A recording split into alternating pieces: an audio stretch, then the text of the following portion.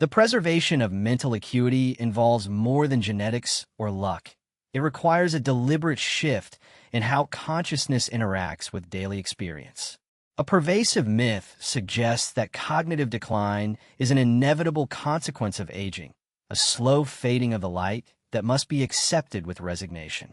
This fatalistic view ignores the profound plasticity of the brain and the capacity for renewal at any stage of life.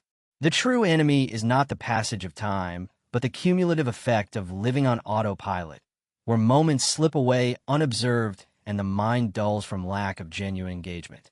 By adopting a stance of mindful awareness, one can detect the subtle whispers of cognitive strain long before they become shouting deficits. This journey offers a clear framework to recognize these early signals, not as sentences of doom, but as invitations to return to the present moment and cultivate a brain that remains vibrant, resilient, and fully alive. The erosion of immediate attention and sensory clarity, the first and often most elusive indicator of cognitive vulnerability, manifests in the quality of attention itself. It is not merely forgetting where an object was placed, but a fundamental thinning of the tether that binds the mind to the immediate environment. Jon Kabat-Zinn suggests that we often miss our lives by not being awake to them, and this lack of presence creates the perfect breeding ground for memory lapses. When the brain is constantly projecting into the future or ruminating on the past, it fails to encode the richness of the present moment. This failure to encode is often mistaken for a failure of retrieval, but in reality, the memory was never truly formed because the mind was never truly there. The biological mechanism at play involves the prefrontal cortex and its ability to filter distractions while maintaining focus on a singular task. As stress hormones like cortisol wash over neural pathways day after day, the synaptic connections required for sharp, sustained attention can begin to fray. The result is a sensation of moving through a fog, where details of conversations or the texture of an experience evaporate seconds after they occur. This phenomenon often presents itself in the inability to filter out competing sensory data. A healthy brain operates like a skilled conductor, silencing the background noise to amplify the soloist, which in daily life might be a conversation in a crowded restaurant. When this filtering mechanism weakens, the cacophony of the environment floods the system, leading to cognitive overwhelm and withdrawal. The individual may find themselves nodding along to a story they're not actually hearing because the sound of cutlery or a nearby television has hijacked their auditory processing. This is not a hearing problem, but a processing deficit, a sign that the brain is struggling to prioritize relevant information. It is understandable that the modern world, with its relentless digital interruptions, fractures the capacity for deep listening. However, when this fragmentation becomes the default state, it signals a risk to the neural networks that support robust memory and learning. Consider the common scenario of entering a room and abruptly stopping, the purpose of the movement entirely erased from the mind. While this happens occasionally to everyone, the frequency and the feeling associated with it matter deeply. In this state, the body has moved on autopilot, executing a complex motor sequence while the mind was elsewhere, perhaps worrying about a bill or rehearsing an argument. The disconnect between intention and action reveals a gap in mindfulness. The individual stands in the doorway, scanning the room, feeling a rising tide of anxiety or frustration. This emotional reaction often clouds the memory further, creating a feedback loop of stress that blocks access to the original thought. Instead of pausing to breathe and reconnect with the present, the tendency is to force the memory, which only tightens the mental knot.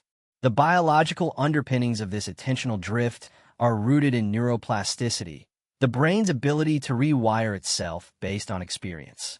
If the mind practices distraction and fragmentation repeatedly, the brain becomes efficient at being distracted and fragmented. The warning sign here is the difficulty in sustaining a single line of thought or activity without the urge to switch tasks. It manifests as a restlessness, a discomfort with stillness, and a constant seeking of the next stimulus. This chronic state of partial attention deprives the hippocampus of the focused input it needs to consolidate short-term memories into long-term storage. Without the anchor of attention, experiences pass through the mind like water through a sieve, leaving no trace behind. It is important to distinguish these lapses from the normal fluctuations of a tired mind. Fatigue, illness, or temporary stress can mimic these symptoms, but a resilient brain bounces back when rest is restored. The warning sign becomes significant when it persists despite adequate rest, becoming a structural feature of daily life rather than a passing weather system. A key differentiator is the level of awareness the individual maintains during these episodes. A person practicing mindfulness might notice the lapse, smile at the wandering mind, and gently bring it back, whereas a brain at risk may react with confusion, denial, or defensiveness. The capacity to observe one's own thinking without judgment is a protective factor, while the loss of this metacognition suggests a deeper issue. To counter this erosion, one must cultivate the habit of paying attention on purpose in the present moment and non-judgmentally. This involves slowing down the automaticity of daily routines. For instance, when placing keys on a table, the individual consciously feels the metal, hears the sound, and sees the location, creating a multi-sensory tag for the brain. This deliberate engagement transforms a mundane act into a moment of mindfulness, reinforcing the neural pathways of attention. It is a refusal to live life in the margins, choosing instead to inhabit the center of one's experience. The warning sign of attentional drift is, therefore, a call to wake up, to step out of the river of automatic thought, and to stand on the bank of the present. The subtle dulling of the senses also accompanies this loss of focus. Food may taste less vibrant, or the visual field may seem less sharp, not due to eye or tongue pathology, but because the brain is not fully processing the sensory input. The world begins to feel grayer and more distant. Reversing this requires a commitment to savoring, to letting the senses truly land before the mind rushes to label or categorize them. By re-engaging with the sensory immediacy of the world, the brain is challenged to wake up and process information with renewed vigor. This practice not only strengthens memory, but restores the texture and color to daily life, turning the act of living into a cognitive exercise. One limitation to consider is that hyperfocus on memory slips can itself become a source of anxiety that degrades performance. The goal is not a rigid policing of one's thoughts, but a gentle, expansive awareness. Fixating on every forgotten word can create a performance anxiety that mimics cognitive decline. The distinction lies in the quality of the observation. Mindful awareness is open and curious, whereas anxious monitoring is closed and fearful. Recognizing the difference is crucial, as the former heals while the latter harms. What moment did I miss while worrying today? Rigidity of routine and the loss of spatial fluidity. A second major domain of warning signs revolves around the hardening of habits and a growing difficulty in navigating both physical spaces and novel situations. The brain thrives on novelty and challenge, using new experiences to build cognitive reserve. However, a mind at risk often retreats into the safety of rigid routines, resisting any deviation from the known path. This is not merely a preference for order, but a defense mechanism against the cognitive load required to process the unexpected. When the hippocampus, which is crucial for spatial navigation and mapping, begins to struggle, the world can become a confusing place. The individual may find themselves sticking to the exact same route to the grocery store, feeling a spike of panic if a detour forces them onto unfamiliar streets. This reliance on autopilot navigation protects the brain from having to update its internal maps, masking the underlying decline in spatial memory. The concept of the beginner's mind, central to Kabat-Zinn's teachings, stands in stark contrast to this rigidity. A healthy brain approaches the familiar as if seeing it for the first time, remaining open to new possibilities and details. In contrast, a brain facing cognitive headwinds relies heavily on crystallized intelligence, old knowledge, and established patterns, to get through the day. The warning sign appears when the individual becomes agitated or confused by small disruptions to their schedule. If the morning coffee ritual is interrupted or a familiar object is moved, it triggers a disproportionate sense of disorientation. This fragility indicates that the brain has lost some of its flexibility, relying on external structure to maintain internal stability. Spatial disorientation often starts subtly, perhaps as a momentary uncertainty about which direction to turn when exiting a store in a large mall. It is the feeling of the internal compass spinning without finding north. While getting turned around occasionally is normal, a pattern of losing one's bearings in familiar environments suggests that the brain's grid cells are not firing efficiently.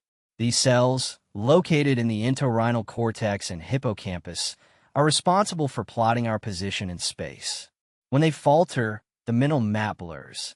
The individual might compensate by avoiding travel or shrinking their world to a few safe zones, effectively reducing the cognitive stimulation their brain desperately needs. Consider a scenario where an individual is driving to a friend's house, a route taken many times before. Suddenly, a landmark looks unfamiliar or a street sign seems wrong, and a wave of uncertainty washes over them. For a few seconds, they do not know where they are. This jamais vu, the opposite of déjà vu, where the familiar feels strange, is a significant signal. Instead of dismissing it, one must recognize it as a lapse in the continuous updating of the spatial narrative. In a mindful state, one would breathe through the confusion and allow the pattern to reemerge. In a state of cognitive decline, panic often sets in, which further inhibits the brain's ability to access the necessary spatial data. The retreat into routine also manifests in a reluctance to learn new things or engage with new technology. The effort required to build new synaptic connections feels exhausting. The person might insist on doing things the old way, not out of nostalgia, but because the cognitive flexibility required to adapt is waning. This avoidance creates a self-fulfilling prophecy. By avoiding novelty, the brain is deprived of the very stimulation that promotes neuroplasticity. The warning sign is the immediate rejection of the new, accompanied by a defensive rationalization. It is a closing down of the horizon, a refusal to step into the unknown territory where growth occurs. Biological mechanisms involving the degradation of white matter tracks can slow down processing speed, making the dynamic adjustment to new environments difficult. The brain takes longer to integrate visual and spatial information, leading to hesitancy and errors in judgment. This might look like clumsiness or attentiveness in walking, as the brain struggles to calculate the body's position relative to obstacles. The connection between physical gait and cognitive health is strong. A slowing walk or uncertain step can be an early indicator of neurocompromise. It reflects a system that is dedicating too much resource to basic movement, leaving little bandwidth for navigating the environment.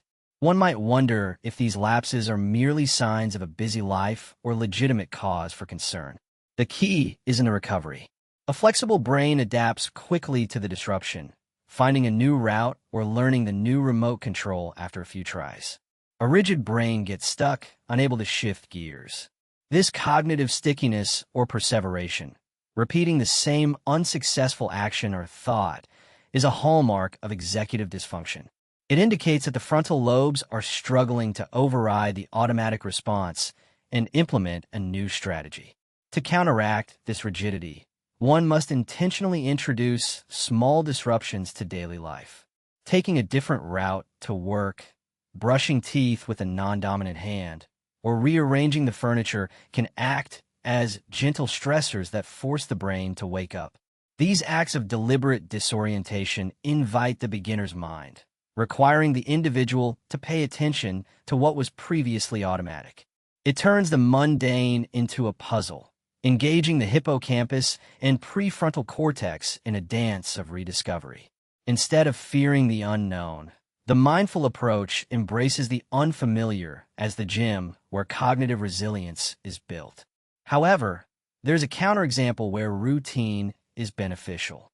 For someone already deep in cognitive decline, Structure provides necessary safety and reduces anxiety. The warning sign is relevant for those in the early stages, where the capacity for plasticity remains high but is being underutilized. The danger lies not in having routines, but in being enslaved by them to the point where flexibility is lost. The goal is to have strong roots but swaying branches, able to withstand the winds of change without breaking. Or have I built a wall to avoid the effort of learning?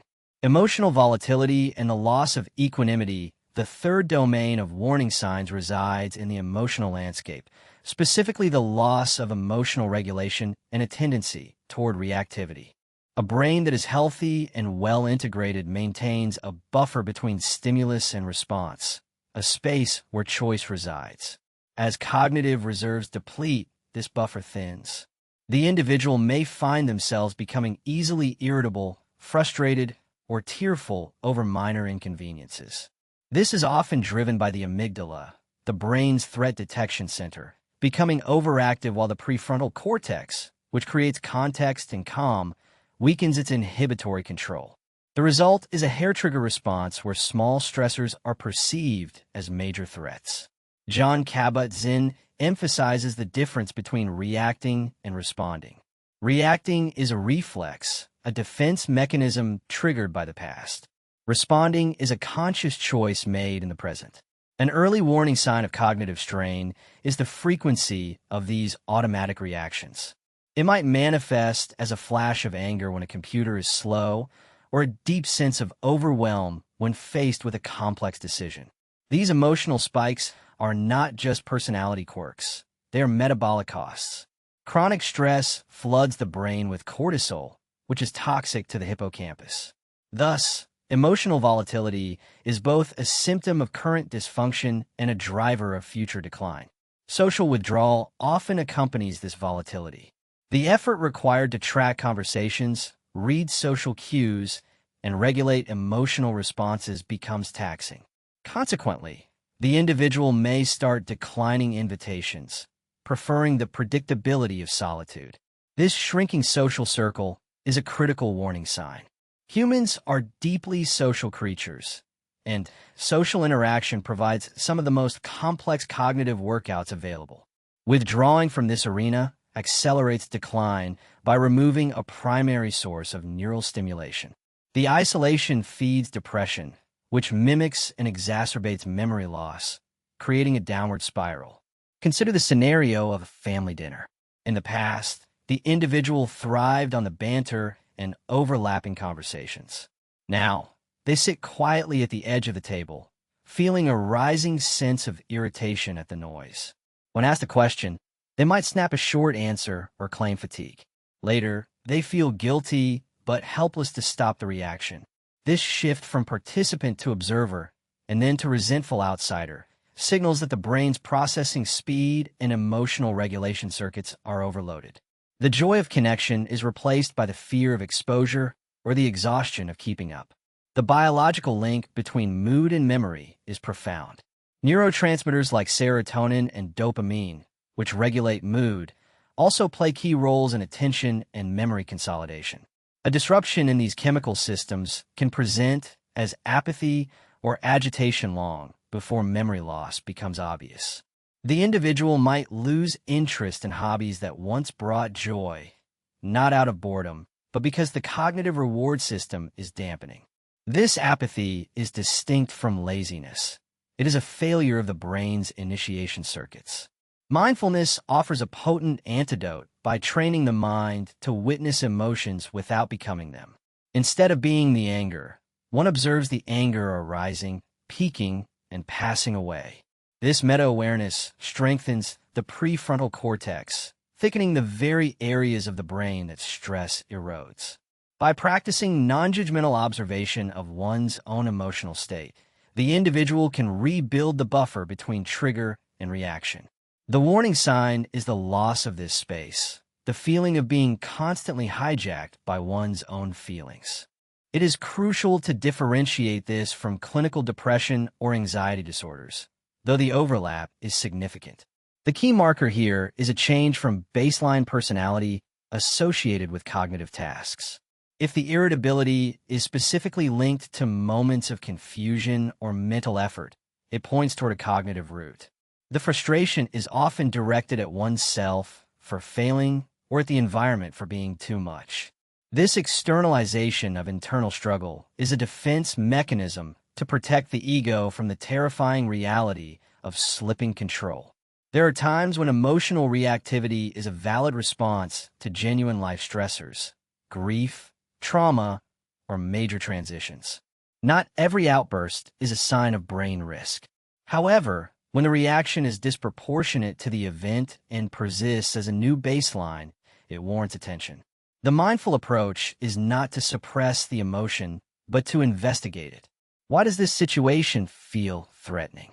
What is the body telling me? By turning toward the discomfort with curiosity rather than pushing it away, the individual engages the brain's learning centers, turning a moment of stress into a moment of integration. Who am I blaming for my own internal confusion? Cultivating presence to reclaim cognitive vitality, the journey through these warning signs reveals that the health of the brain is inextricably linked to the quality of one's presence. The symptoms, attentional drift, rigid routines, and emotional volatility, are not isolated mechanical failures, but interconnected signals of a mind that has become disconnected from the living moment. The fatalistic view that cognitive decline is the inevitable price of aging is a dangerous misconception. While the biology of the brain changes, the capacity for neuroplasticity remains a lifelong ally. By shifting from a mode of automatic pilot to one of mindful awareness, it is possible to recruit new neural networks and strengthen existing ones, effectively building a cognitive reserve that can withstand the biological pressures of time. This path requires a gentle but firm commitment to waking up. It involves viewing the warning signs not as failures to be hidden, but as bells of mindfulness calling the wanderer home. When the keys are forgotten, it is an opportunity to practice pausing and retracing steps with calmness. When the temper flares, it is a chance to breathe and widen the space between stimulus and response. When the familiar street looks strange, it is an invitation to engage the beginner's mind and navigate with fresh eyes. Every lapse becomes a lesson, and every correction builds the muscle of awareness. Jon Kabat-Zinn's insight that we have more right with us than wrong with us applies profoundly here. Even a brain facing challenges retains immense capacity for wisdom, connection, and joy. The practice of mindfulness does not promise a cure for organic disease, but it offers a powerful way to maximize function, reduce the toxic stress that accelerates decline, and maintain the dignity of the self. By anchoring in the present, the individual reduces the cortisol load, oxygenates the system through deep breathing, and engages the brain in the rich, complex task of simply being alive. Ultimately, the goal is not just to remember a list of words or navigate a map, but to inhabit one's life fully until the very end. The roadmap is clear. Cultivate curiosity, embrace novelty, regulate emotion through breath, and above all, pay attention. In doing so, the fear of what might be lost is replaced by the richness of what is found in the here and now. The brain, treated with this compassionate discipline, often responds with surprising resilience, proving that it is never too late to change the mind. What experience will I fully inhabit right now?